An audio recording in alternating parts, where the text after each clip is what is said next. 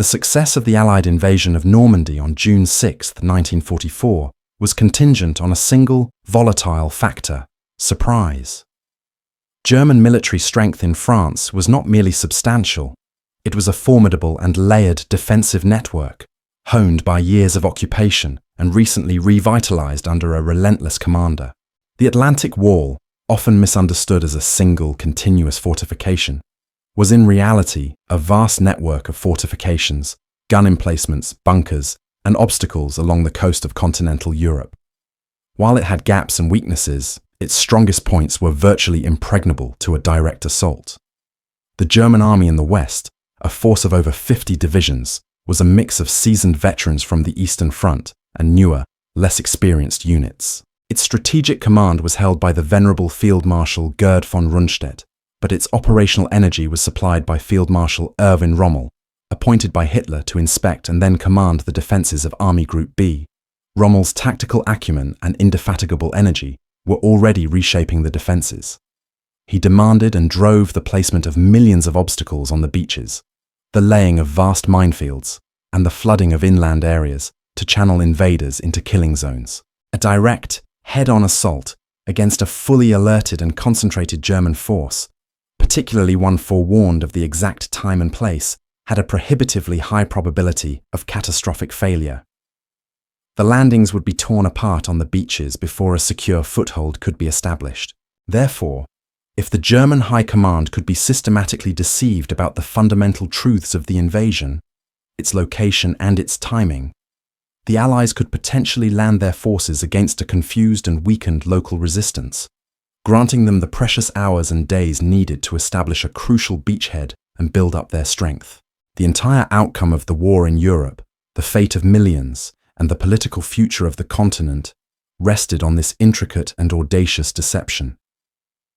This was the monumental objective of Operation Fortitude, a clandestine campaign of strategic misdirection and psychological warfare conducted on a scale and with a sophistication never before attempted in the history of human conflict.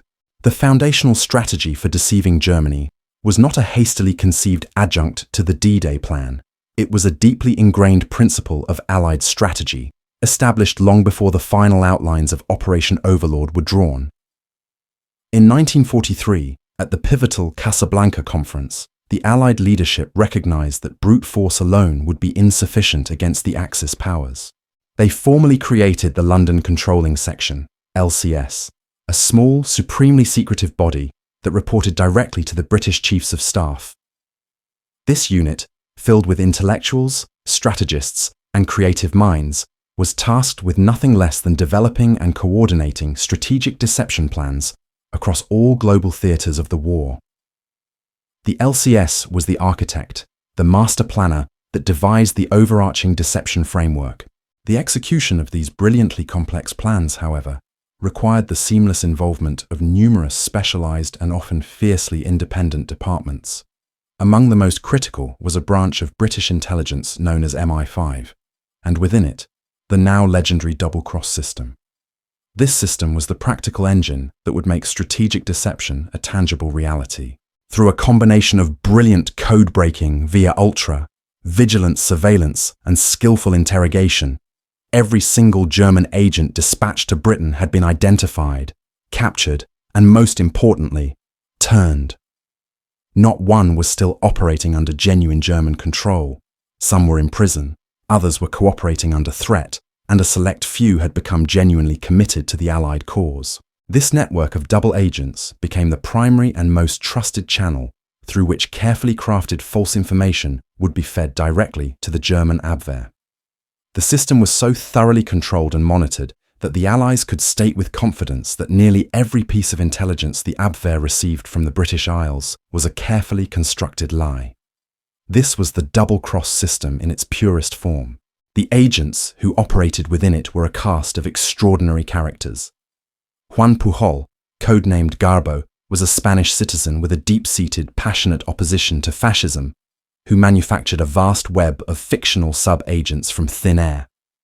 Duško Popov, codenamed Tricycle, was a wealthy Yugoslavian playboy who used his social connections to glean information, some real, much fabricated. They were joined by others like Roman Cherniawski, a Polish officer codenamed Brutus, and Lily Sergeyev, codenamed Treasure, each with their own complex motivations and cover stories. Together, they formed a network of trusted, if entirely fictional, informants in the eyes of the Germans, their credibility painstakingly built over years by feeding a mixture of trivial truths and strategic falsehoods. The overarching deception plan for the Normandy invasion, codenamed Operation Bodyguard, was approved in late 1943. Its purpose was sweeping, to mislead the German High Command about the timing and, most critically, the location of the impending invasion of Northwest Europe. The name Bodyguard was chosen specifically to imply that the operation was designed to protect the main Allied force, suggesting a defensive mindset. Operation Fortitude was the specific, sharpened component of Bodyguard focused exclusively on the invasion of Normandy itself. It was strategically divided into two main, complementary parts. Fortitude North was a grand strategic feint designed to threaten a large-scale Allied invasion of Norway. This involved fake radio traffic simulating the British Fourth Army in Scotland, corroborated by double-agent reports, aiming to tie down nearly 400,000 German troops in Scandinavia, fearing an attack on their northern flank. Fortitude South was the more critical, ambitious, and complex plan.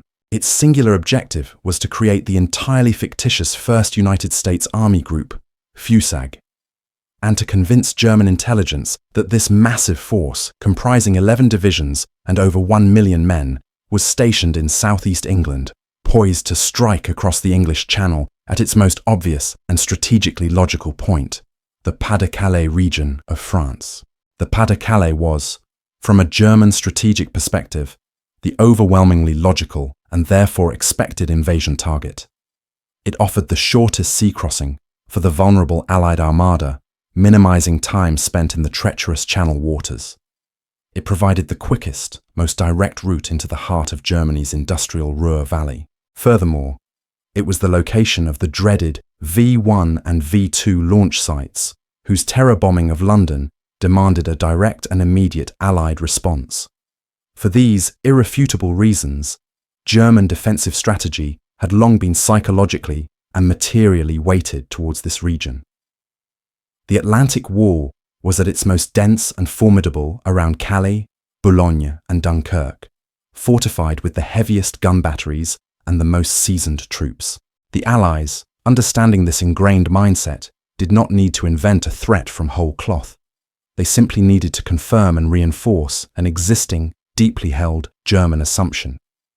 Operation Fortitude South was meticulously designed to do exactly that, to make the Germans feel smart for having guessed correctly, thereby blinding them to the true threat developing in the West.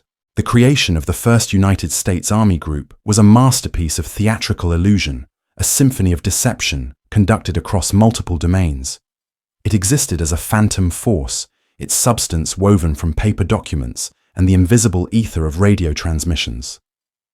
To give this ghost an undeniable physical presence, the Allies constructed a vast and elaborate stage set across the fields, forests, and ports of Kent and East Anglia.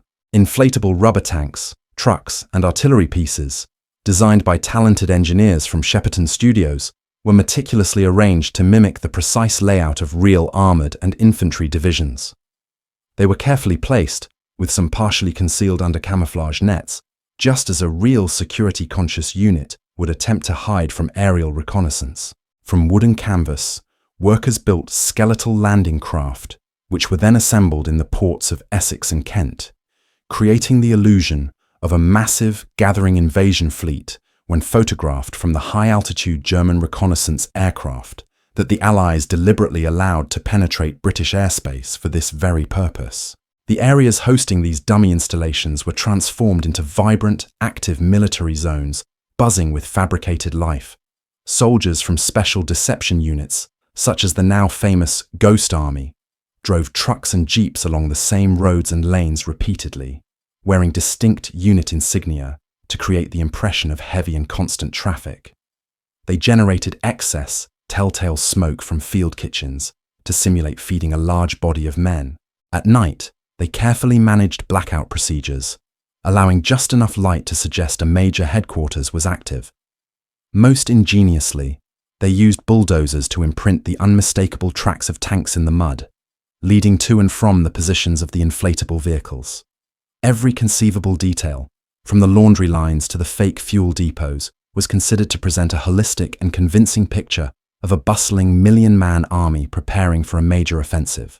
The entire operation was a masterful blend of physical deception and signals intelligence, each layer meticulously crafted to reinforce the other, creating a seamless and believable whole. German intelligence signals units were highly proficient at traffic analysis. The practice of studying the volume, origin, frequency, and unique fist or style of radio signals to accurately determine the location, strength, and even intentions of enemy units. To counter this, the Allies established a dedicated and highly trained signals unit. Its operators were not merely sending messages, they were actors playing a part. They were trained to perfectly mimic the unique transmitting styles of real radio operators from actual divisions that were, in reality, training in the strict radio silence of southwest England for the true invasion in Normandy. Day after day, week after week, these operators sent a relentless, carefully orchestrated stream of fake messages between the fictional headquarters of FUSAG and its subordinate corps and divisions. The traffic was a work of narrative art, carefully calibrated to build a story. It included mundane, routine administrative messages, logistical requests for everything from spare parts to rations, reports on training exercises, and the gradual, then heightened signal activity that would naturally precede a major operation. To any German listening post, the radio spectrum in southeast England was alive with the unmistakable chattering signs of a massive, well-organized army group poised for action, while the true invasion forces in the west maintained an eerie and telling silence. He had, with the help of his MI5 handlers, built an entire network of 27 entirely fictional sub-agents, providing him with a plausible excuse for why he, based in London, could not personally travel to verify every report.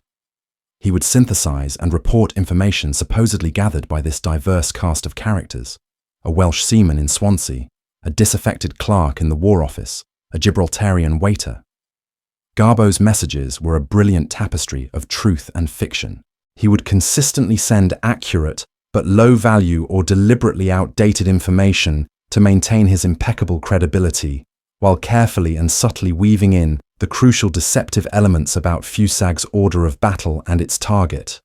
He reported seeing the distinctive shoulder patches of specific non-existent units, like the 9th Infantry Division in Kent. He described in vivid detail the congestion of troops and equipment on the railways, the gossip in the pubs, all of it pointing inexorably towards an imminent crossing to the Pas de Calais. His credibility was so high that when he warned of the impending, and entirely real, invasion of North Africa in 1942, his message was received too late in Berlin to be useful, but his status as a top-tier source was permanently cemented. Such a formidable fictional army required a larger-than-life, utterly credible commander. The Allies selected General George S. Patton Jr., a choice of pure psychological genius. Patton was, in German eyes, the Allies' most aggressive, audacious, and competent field commander, the very archetype of a general who would lead the main, decisive assault. They both feared and respected his relentless drive.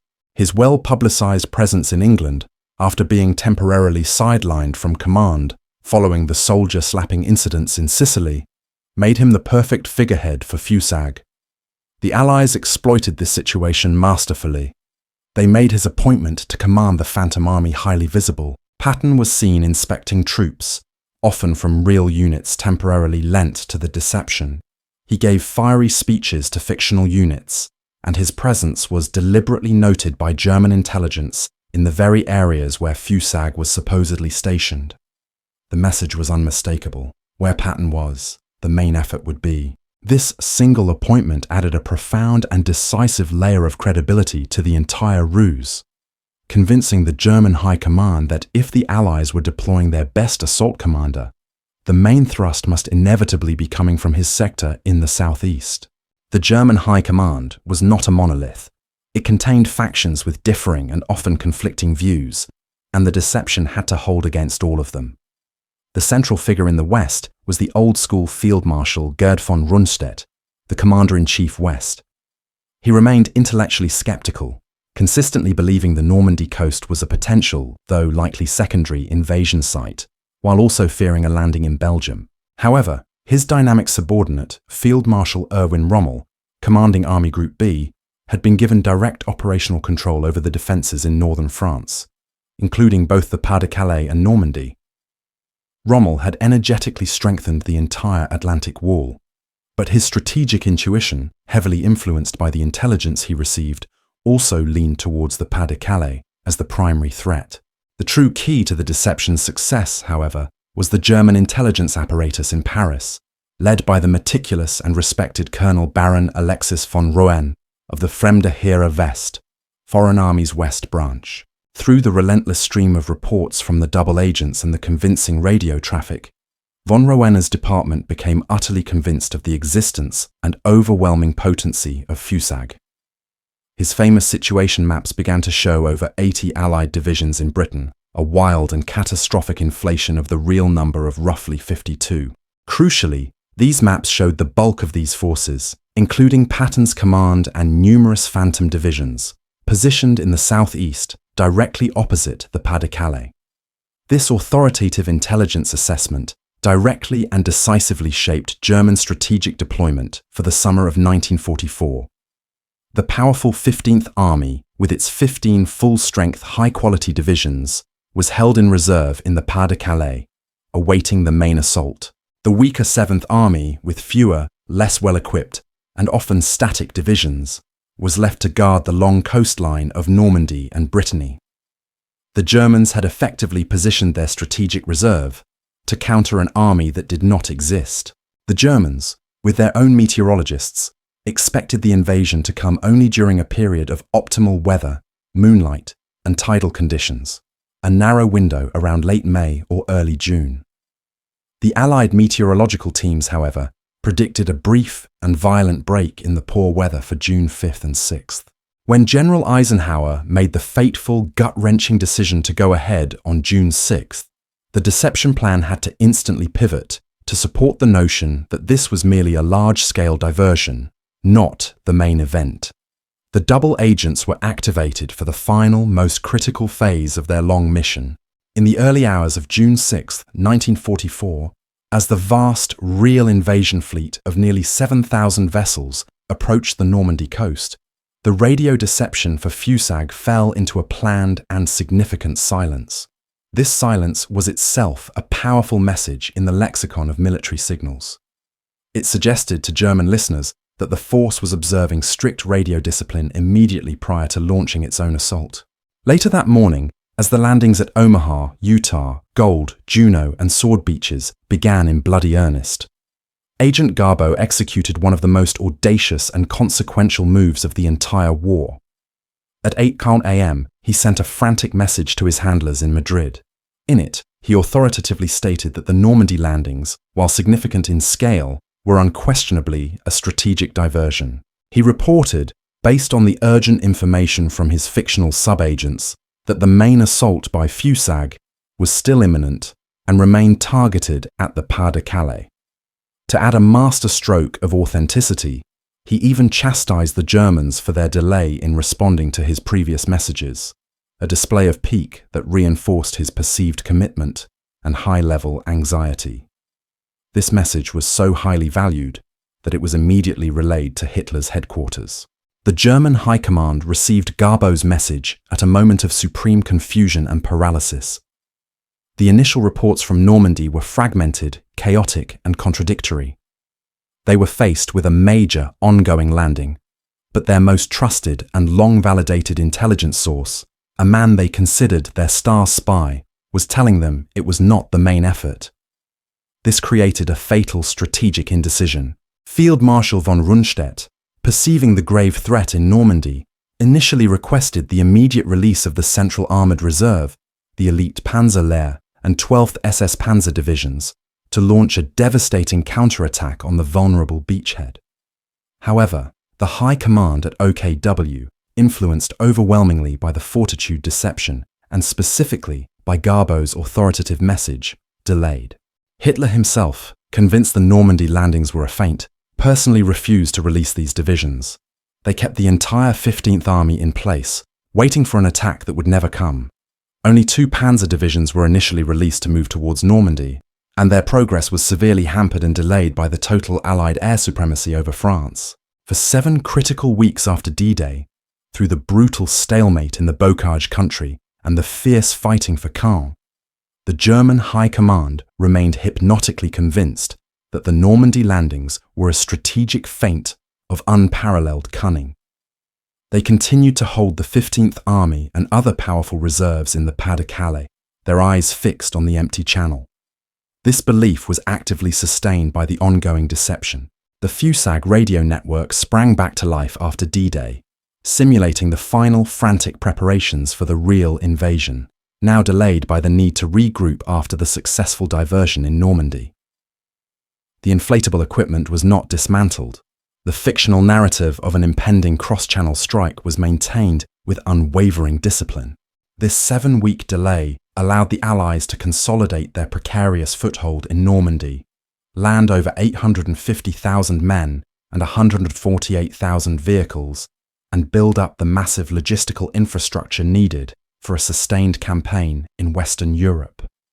It prevented the Germans from ever massing their full available strength for a single war-winning counter-offensive. If the 15 full-strength divisions of the 15th Army had been immediately transferred to Normandy in early June, the Allied forces, still confined to a narrow and disorganized bridgehead and struggling to capture key positions like Caen, would have faced a coordinated counterattack of overwhelming and likely irresistible force.